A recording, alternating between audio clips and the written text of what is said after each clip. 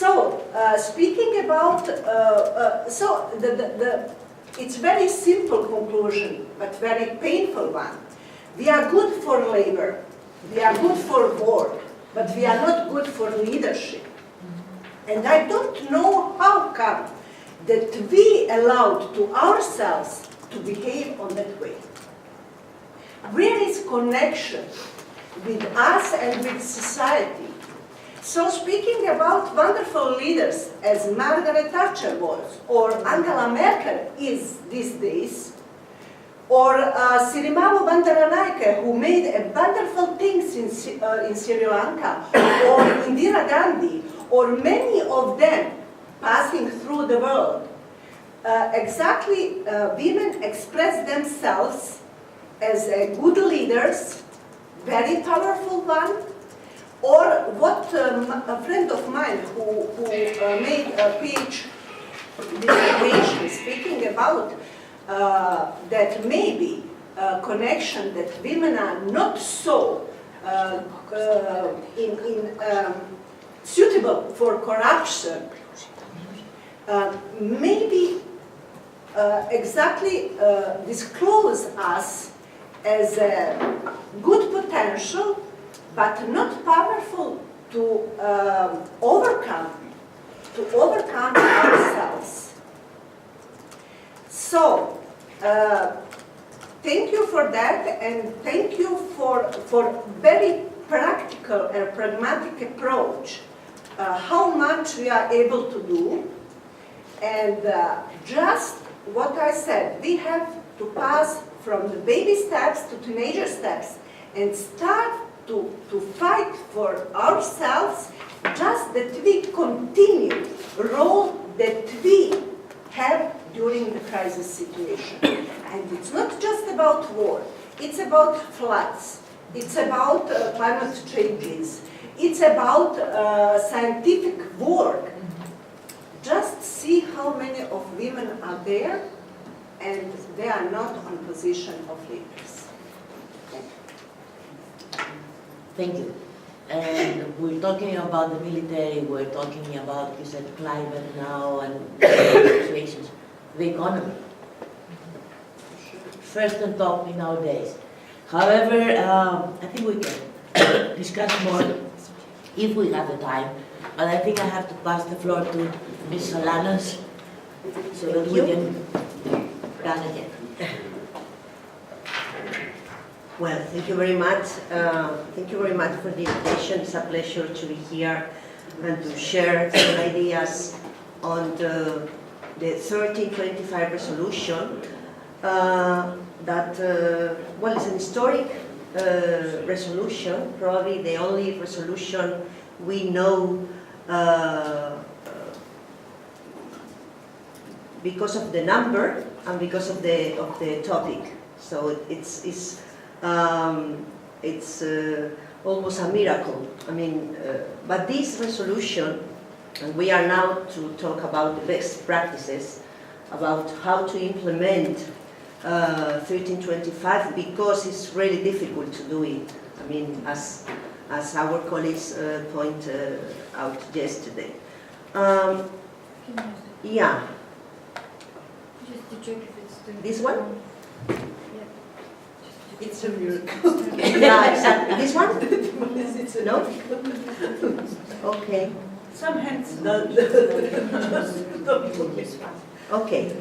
Okay. Yeah, okay. Well, 1325, referring to a political agenda, the agenda of international peace and security, I mean, it's one of the key tasks of the United Nations to peace and to manage peace and security. This is not only that women have to participate during the prevention of the conflicts and, of course, during the conflict, but the woman must be sitting on the table of the peace. And this is one of the key elements of the 1325 and one of the most difficulties. But gender equality is an essential condition for the consolidation and sustainability of peace. And this main goal of international community is not a fact nowadays. So we are talking about the most probably difficult step. Women sitting, this is a picture from the negotiations in the Colombia peace process. But this is an agenda sustained on the right and efficiency binomial. We heard from our colleague yesterday about this. The right of women to participate with an equal footing to men. So this is important. And because there is a close link between women's leadership and participation in building and sustainable peace. And this is a key element. We have the data, we have the figures. And when women are included in the peace process, there is a 20% increase in the probability of an agreement lasting at least 2 years, and a 35% increase in the probability of an agreement lasting at least 15 years. Without not women on the table, it's really difficult to get a sustainable peace. This is not a nonsense. I mean, this is not really little thing. This is really important. We are talking about building peace. Only with women we can build in peace. This is an information from the United Nations. We have the global study. There are a lot of different studies concluded this. They have started more than 200 peace processes, and this is a fact.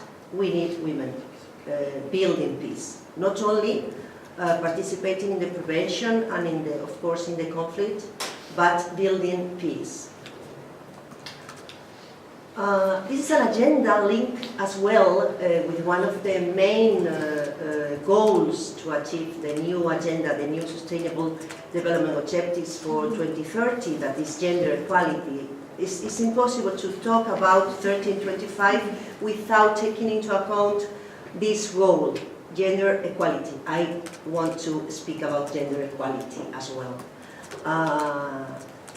And we have a tool. If we talk about best practices, we have a tool. Is the most useful. It's not the only one, but it's the most useful to implement 1325. That is the National Action Plan, and it permits to include objectives of resolution in the national planning, but not only regarding defense, but all other agencies and ministries involved in the building process, in the building peace process. That is justice, gender education, of course foreign affairs, and to ensure the gender perspective is included in all our measures as a government, as a nation.